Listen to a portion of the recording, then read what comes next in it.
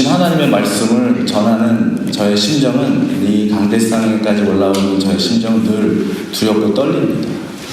잘 준비했다가도 정말 이 강대상에만 서면은 두렵고 떨리는 마음으로 하나하나 하나님의 말씀을 맡겨주신 성도들에게 잘 전하기 위하여, 하나님의 말씀을 대언하기 위하여 서 있는 이 자리가 얼마나 두렵고 떨리는지 모릅니다. 그렇게 하나님을 경외하며 예배드리는 여러분들의 삶 속에서도 오늘 전해지는 이 선포된 말씀을 통하여 하나님이 여러분 한 사람, 여기 계신 한 분 한 분을 통해 주시려고 하는 은혜의 말씀이 정말 아까 목사님 말씀했던 것처럼 예배 나간 후에 아무것도 기억나는 것이 아니라 정말 오늘 전해지는 말씀이 여러분의 생명의 전환점이 되는 터닝 포인트가 되는 우리 예배가 되기를 주의 축복합니다. 이 사람들의 성향과 그리고 사람들의 이 각자 독특한 캐릭터를 연구하고 개발하고 하는 그런 리서치 회사에서 한 사람들의 성향을 조사해 봤는데요. 어떤 분이 이렇게 물잔을 갖고 가다가 탁 떨어뜨려서 깨트렸을 때 그것을 바라보는 사람들의 반응에 대하여 조사했다고 합니다. 그런데 어떤 사람들은 에이구, 내가 그럴 줄 알았어, 저러다가 저거 일낼 줄 내가 알았어 하면서 이렇게 막 화를 낸다거나, 내가 몇 번씩 얘기했잖아, 주의를 줬잖아, 너 그럴 줄 알았다고 이렇게 표현하는 사람들. 그리고 또 지난번에도 제가 저러더니 똑같이 그랬네, 이렇게 계속 얘기하시는 분들도 있고, 그리고 다음부터는 이렇게 하라 그러면서 깨트리지 않으려면 어떻게 해야 되는지 정확하게 설명하고 가르쳐 주려고 하는 성향을 가진 사람들. 그런가 하면 그냥 아무 말 없이 빨리 수건을 찾아가고 달려가가지고 흘린 물을 닦아주면서 그냥 치우고 서비스하는 사람들. 제가 보니까 우리 양혜진 사모님이 좀 그러시는 것 같아요. 그냥 여기저기서 뭔가 필요한 게 있으면 막 그냥 달려가서 막 섬기시는 분 같더라고요. 말하지 않아요. 그런 또 어떤 분들은 치우지는 않지만 당황해하고 있는 그 사람에게 토닥거리면서 괜찮아, 그럴 수도 있지, 괜찮아, 놀리지 마 하고 이렇게 위로해주는 그런 성향. 아마 우리 교회 안에서도 그런 분들이 또 계실 거라고 믿습니다. 그런데 또 그런가 하면 상황이 어떻게 될지, 자기가 나서야 돼야 될지 나서지 말아야 될지 이렇게 그 상황을 주의 깊게 관망하는 사람들, 이렇게 어떻게 해야 되지, 내가 나서야 되나, 뭐라고 해야 되나, 이런 사람들도 있고요. 그런가 하면 정말 심각한 사람들이 있다고 합니다. 아무런 관심이 없는 사람들의 패턴도 있다는 것이죠. 판단하는 사람들도 있고, 관망하는 사람들도 있고, 자기의 의견을 주장하는 사람들도 있고, 가르치려고 하는 사람들도 있고, 또 어떤 사람은 부족한 부분을 그저 묵묵히 섬기는 사람들도 있다는 것이죠. 여러분, 이러한 상황이 생겼을 때, 지금 제가 이런 말을 들었을 때 나 같으면 어떻게 했을까, 여러분 같았으면 어떻게 반응했을까 라고 한번 생각해 보셨습니까? 아마 나는 예전에는 이렇게 했는데 지금 생각해 보니까 나는 예전에 이렇게 행동했던 사람인데 내가 좀 많이 바뀌었네, 예수 믿고 정말 하나님 믿고 살다 보니까 내가 많이 바뀌었어 라고 얘기하는 분들도 계실 수 있을 것 같습니다. 그리고 분명히 이전과는 다른, 예수를 믿기 전과 예수님을 인격적으로 만나서 살아가는 삶은 반드시 달라졌어야 하고 변해졌어야 할 거라고 저는 믿습니다. 오늘 사도 바울은 과거에 그가 사울이었던 때의 자신의 모습을 돌이켜보죠. 오늘 2장의 1절부터 정말 어떻게 보면 심각한 어조를 사용하면서 그들을 나무라고 책망하는 내용들을 쓰고 있습니다. 남을 판단하는 사람아, 누구를 막론하고 내가 핑계하지 못할 것은 남을 판단하는 것으로 내가 너를 정죄함이니 판단하는 내가 같은 일을 행함이라 라고 얘기하고 있습니다. 그는 누구보다도 바리새인 중에 바리새인이었고 율법을 너무나 잘하는 모세오경을 달달 외울 정도로 누구보다도 의롭다고 생각했던 사람이었죠. 그가 예수님과 극적으로 만나기 전까지는, 다메섹에서 그가 예수님을 인격적으로 만나기 전에는 그의 삶은 의로움으로 가득 찼습니다. 누구든 잘못된 하나님을 망령되이 이루는 모든 것들을 다 잡아서 처형하려고 하는 강한 이런 의구심을 가지고 있었던 율법주의자 같은 사람이었죠. 그가 지금 오늘 이렇게 고백하는 것입니다. 왜입니까? 그가 다메섹에서 성령님, 한 예수님을 인격적으로 만난 후에 드디어 자신의 진짜의 모습을 발견하게 되는 것이죠. 얼마나 비리 덩어리며 모순 덩어리며 율법주의적이며 바리새인 같았으며 의롭게 생각했던 자신의 모습을 예수님을 만남으로 비로소 깨닫게 되는 거예요. 그리고 오늘 똑같이 자신의 모습을 가진 그런 율법주의자들, 그런 유대인들에게 그 비판하고 있는 그 이방인들을, 그 예수님의 하나님의 마음대로 살지 못하고 죄 짓고 있는 사람들을 긍휼히 여기지 못하고 판단하고 정죄하고 있는 그 유대인들에게 지금 이렇게 말하고 있는 것입니다. 나도 그랬던 사람이지만, 나는 판단하지만, 인간은 판단하지만 나의 판단과 하나님의 판단은 완전히 다르다. 그것을 주장하면서 오늘 그들에게 계속 말씀을 이어갑니다. 여러분, 의인은 하나도 없다 그랬어요. 주 앞에서 죄인임을 고백한 사람이 우리가 누구를 판단하고 우리가 누구를 정죄할 수 있냐는 것입니다. 저와 여러분, 우리를 판단하고 우리를 심판하실 수 있는 분은 오직 한 분뿐이시죠. 예수님밖에 없다는 거예요. 우리가 우리를 정죄하고 우리가 우리를 판단할 수 있는 능력이 우리에게 있다는 것이 아닙니다. 오늘 2절과 3절은 계속해서 강력한 어조로 얘기하고 있어요. 이런 일을 행하는 자에게 하나님의 심판이 진리대로 되는 줄 우리가 아노라. 이런 일을 행하는 자를 판단하고도 같은 일을 행하는 사람이 내가 하나님의 심판을 피할 줄로 생각하느냐. 하나님의 심판을 피할 수 없을 거라고.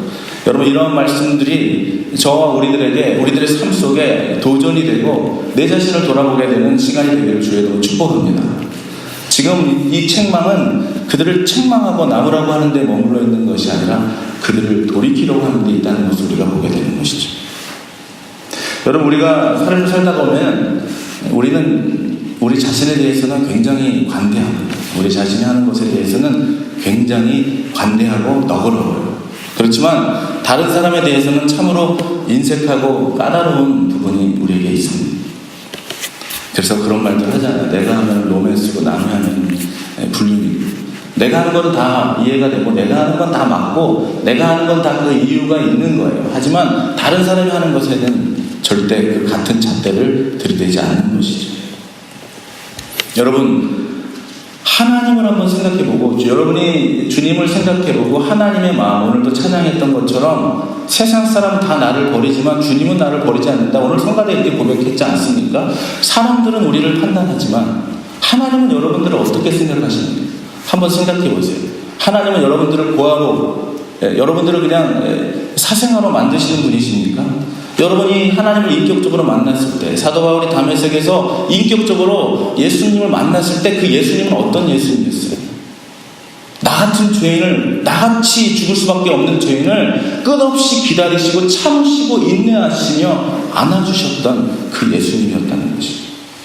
여러분에게 있어서 예수님이 그러한 여러분을 귀하게 여기고 소중하게 여기고 내 아들이다, 내 딸이라고 여기고 내가 너를 존귀하게 여긴다, 내가 너를 지명하여 불렀다고 말씀하시는 그 예수님이라면은 우리가 누구를, 여기 있는 어떤 누구를 우리가 정죄하거나 판단할 수 있다는 거예요. 여러분이 그런 하나님이 여러분의 하나님인데 그런 하나님이 여러분 한 사람 한 사람들을 그렇게 귀하게 여기시는데 왜 우리가 하나님이 귀하게 여기시는 사람들을, 이방인들을, 믿지 않는 자들을, 믿음이 약한 자들을 그렇게 평가하고 그렇게 판단하지 말아야 된다는 것을 지금 사도 바울은 말하고 있는 것이죠. 우리를 위하여 자신의 생명을 대속물로 주신 분이세요. 그리고 에베소서 2장 10절에서는 고백하죠. 우리는 그의 뭐라 그랬어요? 저와 여러분들은 하나님의 작품이라고 얘기해요. 작품이다. 옆 사람에게 말씀해 주시기 바랍니다. 당신은 하나님의 작품이십니다. 별로 크게 그렇게 동의하지 않으시더라도 하나님이 그렇게 말씀하셨어요. 당신은 하나님의 작품이라고 말씀하셨어요. 여러분, 우리를 위해서 하나님은 생명 다하여 십자가에서 죽으셨어요. 그리고 우리는 그의 만드신 바라, 그리스도 예수의 날까지 우리에게 선한 일을 이루시기 위해서 만드신 하나님의, 어떤 버전에서는 우리를 하나님의 걸작품이다 라고까지 표현하고 있습니다. 여러분, 하나님이 우리를 창조하셨고 우리를 만드셨는데 누가 우리를 정죄하고 판단할 수 있습니까? 여러분의 자녀를, 내가 배 아파서 난 자녀를 부모님이 버젓이 옆에 있는데 다른 부모님이 여러분의 자녀를 판단하고 정죄한다면 기분이 어떠시겠어요? 내가 배합하는 내 자식을. 여러분, 하나님이 우리를 만드신 우리가 하나님의 피조물이다. 그런지 그리스도 예수 안에 있는 자에게는 뭐라 그랬어요? 우리가 새로운 피조물이 된다고 그랬죠. 이전 것은 지나갔을 거라 새 것이 되었다. 예수 그리스도 안에서 우리가 새 것으로 거듭난 하나님의 피조물들이라고 한다면 우리는 우리의 롤은 판단하고 정죄하는 것이 아니라는 것을 말해주고 있는 것입니다. 성경은 4절과 5절은 혹 내가 하나님의 인자하심이 너를 인도하여 회개하여 하심을 알지 못하여 그의 인자하심과 용납하심과 같이 참으심이 풍성함을 멸시하느냐? 5절 우리 같이 한번 읽어볼까요? 5절입니다. 시작. 다만 내 고집과 회개하지 아니한 마음을 따라 진노의 날 곧 하나님의 의로우신 심판이 나타나는 그날에 임할 진노를 내게 쌓는다. 여러분, 회개하지 않는 마음, 굳은 마음과 이 고집은 하나님의 심판을, 하나님의 진노를 쌓는 거라는 거예요. 쌓는 거라는 거죠. 성경은 우리에게 회개하라고 강조합니다. 회개함 없이 믿을 수 없고 회개함 없이 믿음이 생기지 않고 회개함 없이 주님을 여러분의 구세주로 영접할 수가 없는 거예요. 이 시대에 가장 취약한 것이 무엇입니까? 반성은 있지만 회개가 없는 것입니다. 잘못한 것은 깨닫는데 깨닫기만 하고 회개하지는 않는 거예요. 회개는 이 시대에 가장 취약한 것은 뭐예요? 회개 없는 복음을 강조하는 거예요. 회개가 없는 복음. 가능한 게 아니라 있을 수가 없는 일이죠. 어떤 양적인 성장을 주도하는 성장 세미나에 오셨던 어떤 강사께서 성공한 교회가 되기 위해서의 이야기를 막 나누면서 이런 이야기를 했다고 합니다. 여러분, 당신의 본인의 교회, 다니는 교회에 들어가서 절대로 지옥과 심판에 대하여 설교하지 마세요. 그것은 사람들의 마음에 부담을 주기 때문에 괴로움을 가져다 줍니다. 회개 없는 부흥이 여러분 있을 수 있습니까? 변하지 않는 성도가 늘어나는 것이 부흥이라고 얘기할 수 있어요. 변화가 없는 수의 증가를 결코 성장이고 결코 부흥이라고 말할 수 없는 거예요. 평양 대부흥의 그 역사의 시작은 회개의 역사였습니다. 오늘 우리들의 말씀 속에서 주일날 선포되는 하나님의 말씀을 듣고 내 삶을 들여다보고 나를 성경의 거울로 나의 자신의 영혼을 들여다보며 하나님이 오늘도 나에게 뭐라 말씀하시고 내가 어떻게 살기를 원하시는지 여러분의 마음에 변화가 있게 되기를 주님으로 축복합니다. 오늘 이렇게 말하는 거예요. 죄에서 자신을 깨닫고 죄에서 돌아서는 회개가 있어야 한다는 거예요. 죄에서 돌이킴이 없는 크리스찬이란 있을 수 없다는 것입니다. 여러분, 사람의 기분들을 좋게 하여 사람들이 듣기 싫어하는 설교는 하지 않고 사람들이 듣기 좋아하는 설교를 해서 전부 지옥 가게 만드는 목사가 된다면 그것보다 더 부참한 인생은 없을 것입니다. 어렵게 또 조금 부담이 되는 그렇지만 마음에 찔림이 있는 설교와 복음의 메시지를 통하여 듣기 싫은 성도가 교회를 떠났다 할지라도 시험받아 떠났다 할지라도 한 명이라도 실족지 않고 구원받는 천국 백성이 되게 하기 위하여 진실을 뗀 복음의 메시지가 저는 교회에 반드시 선포되어져야 된다고 믿습니다. 7절과 8절입니다. 함께 보겠습니다. 참고 선을 행하여 영광과 존귀와 썩지 아니함을 구하는 자에게는 영생으로 하시고 오직 당을 지어 진리를 따르지 아니하고 불의를 따르는 자에게는 진노와 분노로 하시리라 라고 말씀하고 있는 것이죠. 여러분, 그래서 신앙생활은요, 마땅히 버릴 것을 버리고 거절할 것을 거절하는 거예요. 그런데 여러분 잘 생각해 보세요.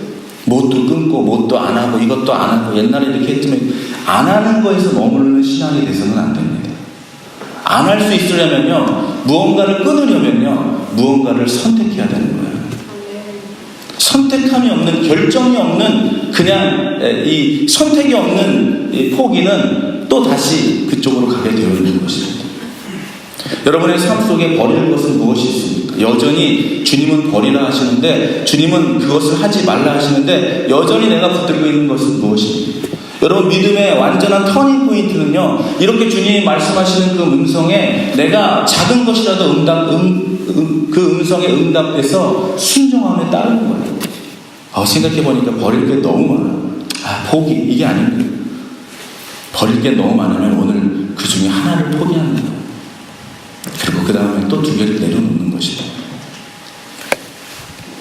여러분은 무엇을 선택했고 무엇을 포기하셨습니까? 오늘 내려놓지 못하여 끝까지 욕심과 고집과 내 주장을 펼치는 그 주장을 내려놓지 못하는 이 유대인들, 바리새인들에게 지금 권면하고 있는 것이죠. 9절의 말씀입니다. 악을 행하는 각 사람의 영에는 환난과 공고가 있으리니 먼저는 유대인에게요 그리고 헬라인에게요.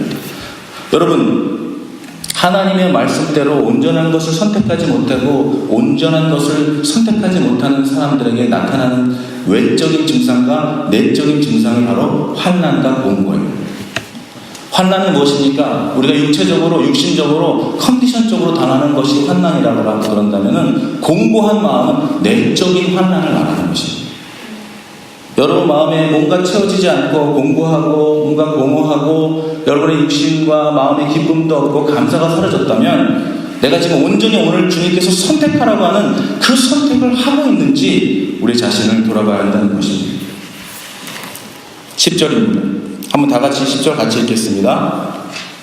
시작. 성안을 향하는 각 사람에게는 영광과 존귀와 평강이 있으리니 먼저는 유대인에게요 그리고 헬라인에게로다. 아멘. 여러분, 믿음은 선택해야 할 것을 선택해야 하는 것이라고 말하고 있어요. 우리가 노래 가사에도 그런 게 있죠. 제가 이렇게 믿음의 길을 와보니까요, 예전에 불렀던 팝송이라든지 좋은 노래들 가사들을 이렇게 보니까 참 좋지 않은 것들이 너무 많더라고요. 그리고 진리가 아닌 게 너무 많아요. 예전에 들었던 팝송 가운데 존 레논의 러브라는 노래가 있습니다. 그 노래는 시작이 이렇게 합니다. Love is feeling, love is real 이렇게 시작하면 사랑은 feeling이다. 요즘 젊은이들, 교회에 다니는 젊은이들조차도 feel이 통해야 된다 그러고 사랑은 feel이 있어야 된다 그러고 이렇게 얘기합니다. 여러분, 사랑은 feeling이 아니에요.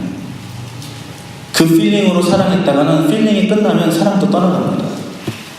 그것을 쫓아서 예수 그리스도를 쫓아갔다면 그 놀라운 역사들이 사라지고 계속해서 신비한 것들만 쫓아가는 신비주의자가 되는 것이죠. 필링이 있으면 성령 충만한 것 같고 필링이 없으면 성령 충만하지 않은 것 같고. 여러분, 사랑은 필링이 아니에요. 사랑은 선택하는 거예요. 사랑은 사랑이신 그리스도를 선택하는 것입니다. 느낌이 좋으면 잡고 느낌이 떠나면 버리는 그런 것을 우리는 사랑이라고 말하는 게 아닙니다. 내 감정이 이끌리는 대로 말하고 판단하는, 내 생각이 이끌리는 대로 내 경험이 말해주는 대로 말하고 판단하는 그런 것이 아니라는 거예요. 그 감정이 사라진다 동시에 모든 것도 사라지는 그런 것이 아니라는 것입니다. 컨디션에 상관없이, 감정에 상관없이 내가 예수 그리스도를 선택했다면 그 주님께서 나에게 말씀하시는 그 길을 담대히 걸어가는 것을 선택하는 것이 저와 여러분들의 정체성이라는 거예요. 그것이 크리스찬이라는 거예요. 어떻게 오늘 이 선을 행하는 자, 오늘 10절에 말하고 있는 선을 행하는 각 사람에게는 영광과 존귀와 영광이 있다고 했는데 이 선을 우리가 어떻게 행할 수 있을까? 우리의 실력과 우리의 능력을 어떻게 행할 수 있냐는 것이죠. 하나님이 기뻐하시는 삶을 살기로 선택해야 되는데 무엇이 하나님이 기뻐하는지를 우리가 알아야 될 거 아닙니까? 하나님이 기뻐하는 것은 무엇인지, 하나님이 저와 여러분들의 삶을 통하여 원하시는 삶은 무엇인지, 이것을 우리가 알아야 한다는 것이죠. 그런데 여러분, 우리가 성경을 통하여 기도하며 또 예배 가운데 주님이 주시는 음성을 듣기도 하지만 여러분 음식을 내가 잘 할 줄 안다고 해서 요리를 만들어내는 것이 아닙니다. 할 줄 안다고 해서 만드는 게 아니에요. 만들어야 만드는 것이죠. 내가 하나님의 말씀을 안다고 해서 그것이 믿음이 있는 것이 아니에요. 내가 하나님의 말씀을 알았다면 그것을 삶으로 살아내는 것이 저와 여러분들의 몫이라는 거예요. 이 시대는 말씀만 알고 살아내는 사람들이 적은 시대에 우리가 살아가고 있습니다. 내가 알고 내가 믿은 주님이 주신 말씀대로 내가 살기로 선택하고 그 길을 가기로 선택하는 자들, 그들이 늘어나면 늘어날수록 우리가 살고 있는 이 지역은 변화될 것입니다. 이제 사순절이 시작됐죠. 제가 예전에 오래전에 맨하탄의 방송국에 좀 일을 다닐 때 특이한 장면을 한번 본 적이 있습니다. 사순절이었던 걸로 기억나는데요. 어떤 흑인이었는데요. 십자가, 아주 무거운 십자가를 지고 맨하탄을 활보하는 거예요. 이게 막 고난에 동참하는 것이죠. 예수 그리스도의 고난에 동참하는 것이죠. 여러분, 근데 십자가를 지고 힘들게 걸어가는 것이, 그렇게 걸어가는 것만이 주님이 기뻐하고 고난에 동참하는 것일까요? 주님의 길을 살기를 원한다면 주님이 기뻐하시고 원하는 그 삶을 선택하고 그 길을 가는 것이죠. 하나님을 내 몸과 같이 내 몸, 내 힘, 내 생명 다하여 하나님을 사랑하고 그 마음으로 이웃을 내 몸과 같이 사랑하는 것. 나의 입술의 정죄와 판단이 아니라 땅끝까지 이르러 주의 복음을 전하는 그 사명이, 그 일을 선택하는 삶이 저와 여러분의 선택해야 할 이 선택뿐만이 아니라 살아내야 할 크리스찬의 삶인 것을 여러분 믿으시길 바랍니다. 여러분, 돌아온 탕자가 아버지 집으로 돌아오기까지, 집 나간 탕자가 아버지 집으로 돌아오기까지 세상에 있는 것들이 좋아 보이는 한, 냄새나는 음식이 좋아 보이는 한 아버지 집으로 돌아올 수는 없는 거예요. 어느 순간 자신의 삶의 모습이 드러나고 쥐염 열매를 먹고 있는, 돼지우리에서 정말 냄새나는 음식을 먹고 있는 처절한 자신의 삶의 모습을 비로소 보게 되었을 때 내 아버지 집에는 먹을 것이 많고 거할 것이 많고 내 아버지 집이 얼마나 좋은 곳인지 그때야 보게 될 수 있는 것이죠. 여러분, 마찬가지입니다. 저야 우리들의 삶 속에 지금 행하는 모든 일들이 얼마나 냄새나고 얼마나 주님이 기뻐하시지 않는 일이라는 것을 경험되어지고 냄새 맡게 되고 눈으로 보게 되기 전까지는 아버지 집으로 돌아오기는 힘든 거예요. 저는 여러분들의 삶 속에 이 정도면 되지, 난 잘하고 있는 거 아니야 라는 생각이 아니라 주님, 오늘도 나를 만지시고 고치시고 나를 새롭게 할 부분이 무엇입니까? 내가 주님 안에서 어떤 부분이 주님은 더 주님을 닮아가기를 원하십니까? 오늘 이 말씀을 통하여 마지막 절은 얘기하고 있죠. 하나님께서는 외모로 사람을 취하지 아니한다고 말하고 있습니다. 어느 주일학교 교사가 아이들에게 회개란 무엇이냐라고 이렇게 물어봤대요. 여러분, 갑자기 누군가가 이런 얘기 딱 물어보시면 당황스럽죠. 알고 있는 것 같은데 말하라 그러면 잘 생각이 안 나죠. 어떤 학생이 그렇게 대답했다고 합니다. 너무나 기가 막힌 답인 것 같아요. 회개란 옛날에 좋아했던 것을 이제는 싫어하고 옛날에 싫어했던 것을 이제는 좋아하게 됐다. 얼마나 놀라운 고백입니까? 옛날엔 나는 그런 삶을 살지 않았어. 난 옛날에 누가 물컵을 떨어뜨리면 난 지적하고 판단하고 뭐라고 했던 사람이었어. 그래, 나는 이제 달라진 거죠. 나는 그런 꼴을 보지 못한 사람이었어요. 그런데 예수님을 믿고 나니까 그 사람 꼴보다 내 꼴이 더 하나님 앞에서 얼마나 부끄러운 자신인지를 보게 되면 그 누구도 정죄하고 판단할 수 있는 능력과 힘은 나에게 없는 것입니다. 오늘 그것을 사도 바울은 말하고 또 건면하며 그리고 그렇게 가르치고 있는 것이죠. 성경은 누구든지 그리스도 안에 있으면 새로운 피조물이라고 했어요. 저와 여러분들은 새로운 피조물로 날마다 십자가에서, 내가 매일 십자가에서 거듭나는 성화의 길을 지금도 걸어가고 있는 사람들이지 완벽한 사람들은 아니지. 완벽을 서로 함께 이뤄가는 CNG 공동체가 되기를 주님으로 추구합니다. 예전에 좋아했던 것을 이제 더 이상 좋아하지 않는, 이제는 예전에는 내가 하기 싫었던, 예전에는 감히 상상도 못했던 그 일을 하는, 그 일을 선택하는 저와 여러분이 되기를 주님으로 축복합니다. 오늘 말씀을 전하면서 여러분도 위로가 필요하죠. 때로는 사람들의 판단과 정죄와 이런 어떤 사람들의 이야기보다는 정말 그런 어떤 잔소리보다는 위로가 필요하고 격려가 필요할 때가 있어요. 여러분, 목사도 마찬가지입니다. 목사도 격려가 필요하고 위로가 필요할 때가 많아요. 그런데 정말 하나님 너무나